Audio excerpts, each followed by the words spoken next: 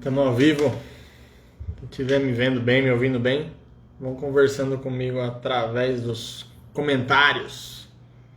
Vamos lá. Quase 11 horas? 10 para as 11. Vamos lá. Continuação de ontem, a gente falou sobre meditação no agora, senso de presença, prática da produtividade, foco. Tudo isso que traz a gente para a vida real. Só que, inconscientemente, eu estava apresentando 50% da importância da vida real. Tem mais o outro lado ainda. O outro lado é o que mede o primeiro. Tá numa oração muito famosa. As 2 horas mais importantes da nossa vida. Que a gente merece meditar. Que merecem ser meditadas por nós. É o agora e a hora da nossa morte. Quem medita sobre a hora da própria morte? Ninguém. Só se for intencionalmente, por algum motivo. Agora, naturalmente, fluindo assim na vida, eu vou pensar na hora da morte? Pouquíssima gente. Arrisco dizer que eu nunca ouvi falar disso antes. E por que eu estou querendo dizer disso? Porque quando a gente traz a gente pro agora, com essa presença toda, o poder do agora, e livro, e não sei o que, e o poder da ação, e muda seus pensamentos para mudar seus sentimentos e tal, beleza e tal. Mas como é que eu vou saber se o meu agora tá certo? Aonde que eu meço ele? Cadê a balança? Para valer a qualidade do meu agora. A gente está posicionando o agora na direção correta? Como é que eu vou medir isso aí? Aí eu tive que estudar sobre um exercício chamado necrológico. Para quem já ouviu falar, professor Olavo de Carvalho fala do exercício do necrológico, que vai medir a qualidade da narrativa da vida da pessoa. Porque além do agora, tem na hora de nossa morte. Rogai por nós. Rogai para que estejamos instalados nessas 2 horas mais importantes da nossa narrativa. Vamos lá. Supondo que tenhamos realizado as aspirações mais altas nas qualidades de ser humano. Não necessariamente termos de objetivos alcançados em finanças e não é nada disso. Mas as realizações como ser humano. Se eu fui um ser humano mais decente, melhor, alguém que vale a pena ser usado de referência. Então, supondo que tenhamos realizado essas aspirações, as mais altas nas qualidades de ser humano. Supondo isso, na hora da nossa morte, a gente está lá, você está lá, dentro do caixão, e está sendo apresentado a conversa em terceira pessoa. Você está dentro do caixão, tem algum amigo seu pro lado de fora, e existe uma terceira pessoa, a qual está sendo narrada, para a qual está sendo narrada a sua vida, a do caixão. Esse exercício é muito prático. 100% dos alunos do professor Olavo são recomendados a fazer esse exercício como parte do curso de filosofia. Muito profundo. Sobre qualidade da existência. Então, se a gente está meditando agora e na hora da nossa morte, a ideia é o seguinte. Você morreu, você está lá no caixão. Tem um amigo seu contando como foi a sua vida para uma terceira pessoa. E ele está contando para essa terceira pessoa as suas melhores realizações que você tenha feito naquela vida. Agora você dá um pause na história. Para onde ela está. E olha de fora. Aquela vida que está sendo contada ali é a que hoje você sonha em ter. Aqui, mudança de quebra de paradigma até. Então, aquela vida que está sendo contada, que foi contada ali, hoje, na sua opinião de hoje, é essa vida que você quer ter. Com as maiores realizações, melhores qualidades, melhores potenciais, tudo sendo contados em bons resultados, e aquilo foi a vida que valeu a pena, está sendo bem contada, bem referenciada para uma terceira pessoa. Aquele cara, tô lá, o Diego, no caixão. Aí a pessoa de fora. O Diego viveu essa vida e alcançou isso. Essas qualidades, esses objetivos, esses níveis. Se eu parar para imaginar quais seriam eles hoje, isso me traz para a realidade que essa é a vida que hoje eu quero ter. Minha vida ideal.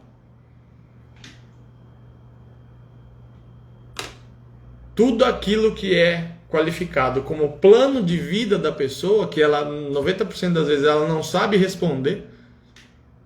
Quando a gente pergunta para alguém qual é o seu plano de vida, o que você gostaria e tal, a pessoa não sabe responder. Ela não tem um plano de vida seriamente pensado, meditado, calculado, planejado. A vida dela vai no automático.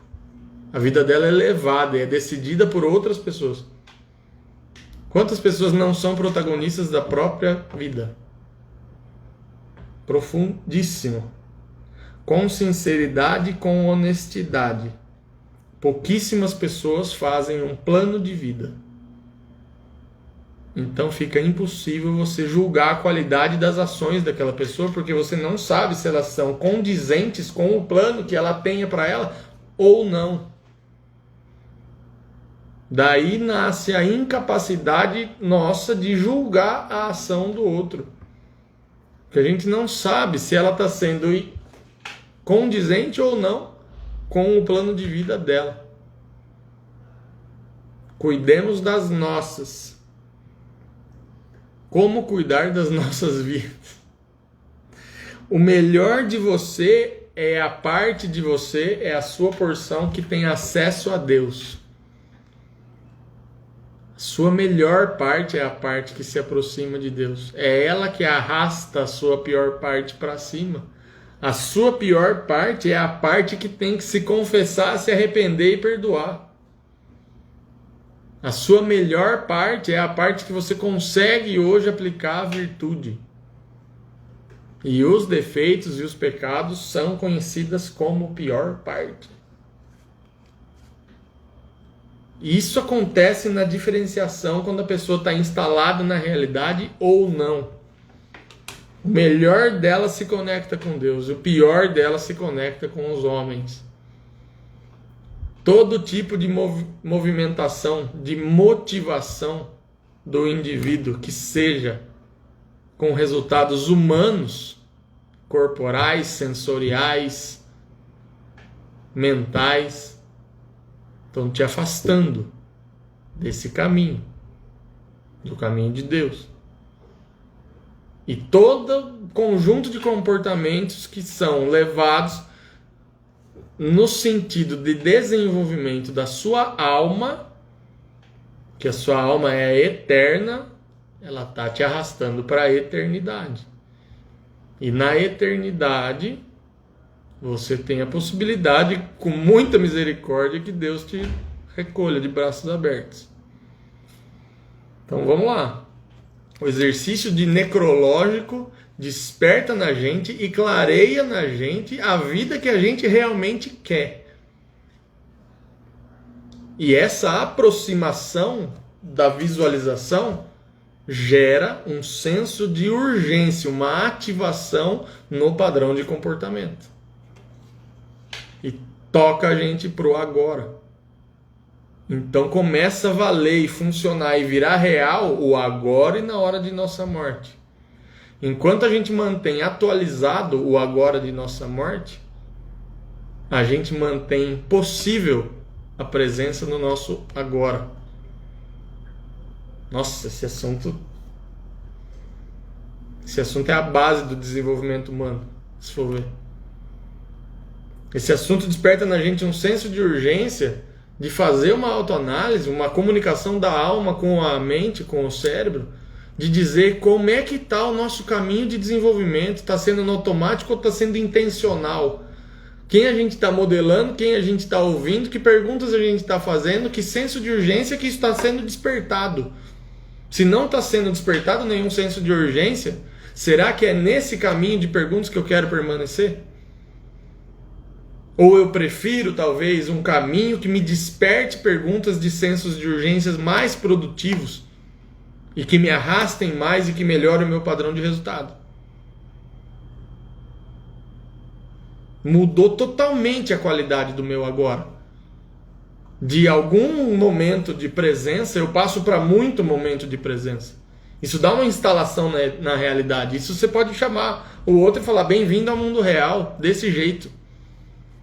Pensando na hora da morte, tirando as viagens de muito tempo pensando em planos de 5 anos e 10 anos e 15 anos, tá tirando a pessoa do senso do agora. Um pouco de planejamento é diferente do que viver no futuro. Um pouco de memórias para embasar o agora é diferente do que viver ressentindo, deprimido e não superou, ou ansioso. O agora conduz a gente para a hora da nossa morte com Deus. Pensar na hora da nossa morte conduz a gente para o agora com Deus. Eu consigo pegar a minha alma e começar a despertar ela, fazer as perguntas assertivas da autoanálise, que nós já falamos já em outra live, que é quando a alma pergunta corretamente para o nosso cérebro: será mesmo que não dou conta? Será mesmo que se eu for pedalando daqui até lá vou morrer? Será mesmo que eu não consigo ficar 2 dias mais sem esse vício, que seja em bebida, que seja em qualquer coisa? Quando a alma pergunta assertivamente, a nossa alma com o desejo de brilhar, de prosperar, e o nosso corpo brecando e colocando limitações, economia de energia, zona de conforto, proteção, falsa sensação de proteção. Porque quem está realmente protegido não tem medo, tem fé. O exercício de necrológico foi uma novidade, uma contribuição que eu tive no plano de desenvolvimento pessoal e no plano de desenvolvimento da qualidade das lives desse projeto. Por exemplo, a instalação na realidade do agora me gerou um senso de urgência de estudar mais para melhorar a qualidade das lives. Sozinho, automaticamente, eu fui conduzido por esse compromisso a melhorar o conteúdo. Porque eu não aceito passar o tempo e eu não evoluir. Quantas pessoas aceitam isso no próprio trabalho, o tempo passar e ela não evoluir? Ah, mas eu evoluí. Em resultado, não.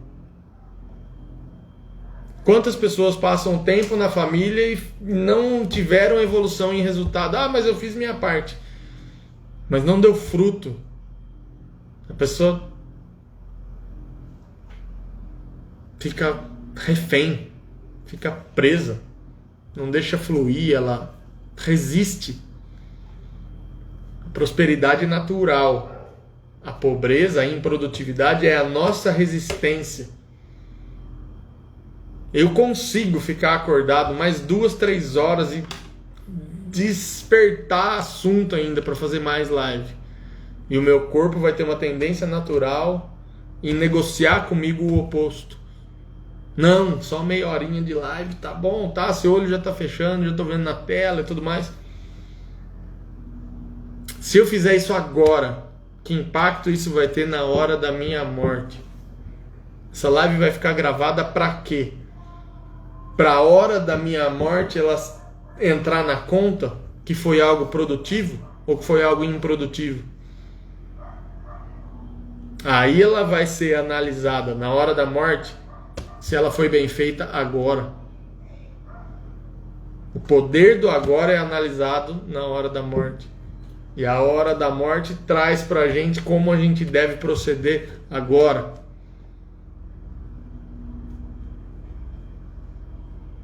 Exercício necrológico. Quem quiser pesquisar, quem quiser fazer o seu. Nós vamos conversar mais sobre isso ainda. Com certeza. Estamos no começo. Estamos apenas começando a hora da nossa morte. Eu coloquei que quando a gente aproxima o corpo do agora, isso afasta a gente do caminho bom, do caminho do bem. Porque tudo que a gente quer agora, que vise usufruto, sentimento, sentido, desejo, prazer, colheita sem fundamento de serviço, afasta a gente do propósito. E tudo que o agora conseguir mover a nossa alma é o que vai manter a gente no caminho do bom propósito, no caminho do bem. Rogai pelo nosso agora, pela hora da nossa morte. As narrativas de desejo, de prazer, narrativas vazias, narrativas de crescimento de vida. Não sei quem daqui já está familiarizado com as 4, 5 narrativas de vida possíveis das pessoas. Pessoas que vivem somente para desfruto, para prazer. Vieram nessa vida a passeio. Trabalha bem pouquinho, às vezes o mínimo, às vezes nada, e veio para curtir. Isso é um tipo de narrativa de vida. Outras pessoas vieram com a narrativa de viver protegendo a família ali e tal, ainda prospera alguma coisa, mas sem conexão, sem serviço à sociedade, não expande, não gera prosperidade em outras famílias, então ela não está prosperando ela. É incompleto, é vago. Agora, a narrativa de vida no qual é tirada do próprio umbigo e colocado no outro em forma de serviço, essa narrativa de vida em forma de serviço é a que aproxima a gente da eternidade, do bom real que vai tocar a gente para bem. Instala a gente na realidade, melhora a nossa essência. Quando a gente tem mais de uma pessoa falando no mesmo propósito, no mesmo caminho, isso mostra a unidade que a gente está aqui. Você vê que quem está fazendo a live já está colhendo contribuição de quem está assistindo a live. Obrigado, Ana Paula. Porque a nossa unidade, ela está no caminho do bem. Então, imagina ficar uma live dessa salva, um assunto desse salvo tão incompleto e tão curto como hoje, que de repente evolua, que de repente desperte alguma coisa boa ainda no futuro, alguma sequência de lives, semanas de não sei o que e tal, que gere impacto e que cause muita gente. A gente precisa começar do começo, precisa do agora, precisa de vencer o perfeccionismo, de vencer o medo da barba não estar bem feita para aparecer na câmera. O importante é a mensagem. E a narrativa de vida de intelecto. Nós estamos falando aqui dos intelectuais, que às vezes se limitam na quantidade de ação, porque se voltam ao estudo pelo estudo. A letra pela letra por si só não basta. Precisa de serviço, precisa de transferência. Então o estudo onde é passado já é forma de serviço, já é ensino. Inclusive, propriamente, é aí que o professor aprende. Quando ele finaliza o processo de aprendizado é quando ele ensina. Porque ele ainda aprende didática junto. Está fixando emoção com informação, está passando o conhecimento, está transformando em ensinamento. Tudo isso, todos esses conceitos que antes não existiam dentro de uma mente, vamos supor a minha, antes de existir esse conceito de meditação sobre o agora, vamos ver o que dá para fazer agora, intencional, antes de existir na minha cabeça uma meditação sobre o que vão falar de mim quando eu morrer. intencionalmente, antes de acontecer, de eu ter esse tipo de acesso a esse tipo de questionamento, eu era uma pessoa que não tinha senso de urgência despertado nesse ponto, nesse tópico.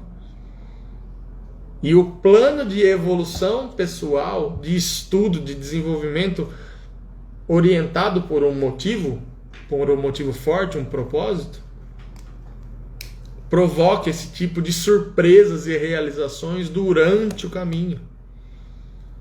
E uma das fontes de inspiração, nós já tivemos live sobre isso, sobre 5 fontes de inspiração, uma das que mais inspira é a colheita de resultados durante o caminho. Isso vai gerando um ciclo de energia que mantém a gente focado no agora, continuando realizando. Quando a gente pega gosto pela realização e o alcance do objetivo sendo irascível, não concupiscível, concupiscível relacionado a senso, a prazer e a sentido, e o irascível relacionado a realizações por meio de trabalhos árduos, quando a gente pega gosto e se posiciona nesse apetite e exercita esse tipo de apetite, a gente se torna uma pessoa realizadora. Aí é outra pegada. A gente começa a se questionar com mais qualidade. Quem se questiona com mais qualidade se autoanalisa mais e tem mais senso de urgência para o agora. É uma autoanálise.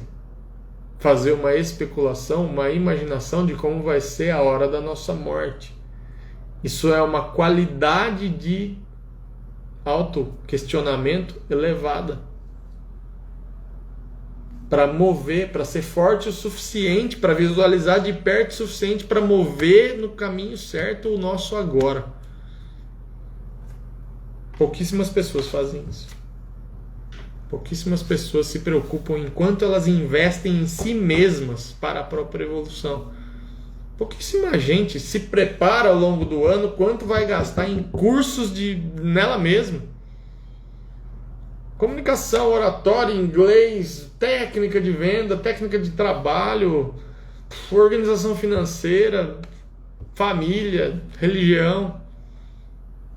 Pouca gente tem isso claro, definido, como vai ser a minha vida, como eu vou mandar nessa vida que eu chamo de minha durante esse ano.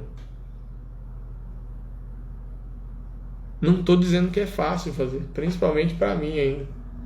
O meu estilo de temperamento, a questão de planejamento é muito difícil, só que a questão a capacidade de assumir compromissos é o que eu estou desenvolvendo mais. E vocês estão percebendo a minha primeira série de colheitas à medida que eu já estou fechando o primeiro mês de lives diárias. Eu já consigo enxergar que pouca gente faz live diária. É um tipo de entrega, é um tipo de doação que eu me preocupo muito em que aumente a qualidade. Isso tem a ver com o compromisso que foi assumido. Porque na hora da morte, eu vou querer ouvir uma história bem contada nisso. Então hoje, eu fiz o necrológico. E eu já estou sabendo mais ou menos o que vão contar dessa tomada de decisão minha, desse ano todo. Isso me traz uma instalação, uma presença no agora urgente, crescente, de importância, de tudo. Qualidade de entrega, compromisso. Isso é o poder de interferência da hora da nossa morte no agora. E no agora na hora da nossa morte. Vamos digerir esse assunto aí, a gente vai continuar mais. Por hoje vamos deixar esses 20 e poucos minutos aí. Valeu, até amanhã.